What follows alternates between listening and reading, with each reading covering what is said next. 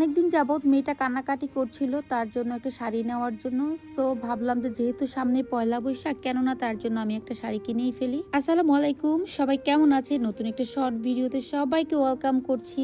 কেমন আছেন সবাই? আশা করছি আল্লাহর রহমতে সবাই সুস্থ আছেন, ভালো আছেন। বাসা থেকে বের হয়ে ফার্স্টে চলে গিয়েছিলাম ফরচুন মলে। ওখানে সামান্য একটু টুকিটাকি কাজ ছিল, দেন সেটা সেরে আমরা আবার বের হয়ে গেলাম। দেন একটু মিমিতে গিয়েছিলাম, মিমি থেকে বের হয়ে আবার এখন যাব আফমি প্লাজাতে। চট্টগ্রামের এই শপিং মলটার সামনে আসলে, মানে মিমির সামনে আসলেই মনে হয় যে আমি কোনো বাইরের কান্ট্রির শপিং মলে চলে এসেছি। এত সুন্দর করেছে এরিয়াটা, মাশাআল্লাহ। দেন আমরা আফমি প্লাজাতে চলে এসেছি এন্ড আমার মেয়ের শাড়ি পেয়ে গেলাম আলহামদুলিল্লাহ। ফার্স্টে দেশি দশে গিয়েছি এন্ড দেশি দশে আমার মেয়ের পছন্দের শাড়িটা পেয়ে গিয়েছি। ছোট বাচ্চা শাড়ি হিসেবে একটু প্রাইসটা বেশি ছিল, কিন্তু আমার মেয়ের জন্য যেহেতু কিনবো, প্রাইসটা আমার জন্য কোনো কিছুই ম্যাটার করে না। এন্ড তাদের এই গহনার কালেকশন গুলো আমার কাছে খুব বেশি ভালো লেগেছিল। যারা একটু ট্রেডিশনাল লুক পছন্দ করেন তাদের জন্য এই জুয়েলারি গুলো মাস্ট হ্যাভ। এন্ড এই যে দেখেন, তার শাড়ি পেয়ে সে খুব নাচানাচি করছিল। আমার একটা রেড কালার শাড়ি খুবই প্রয়োজন ছিল, এই শাড়িটা আমার কাছে ভালো লেগেছিল রেড কালার, তবে নিই নাই, বাট অন্য কোনো সময় নিবো ইনশাল্লাহ। আর যেহেতু মিরর পেয়েছি, আমার ফোনকে বললাম যে আয় আমরা একটু ভিডিও করে নিই। দেন একটু ভিডিও করলাম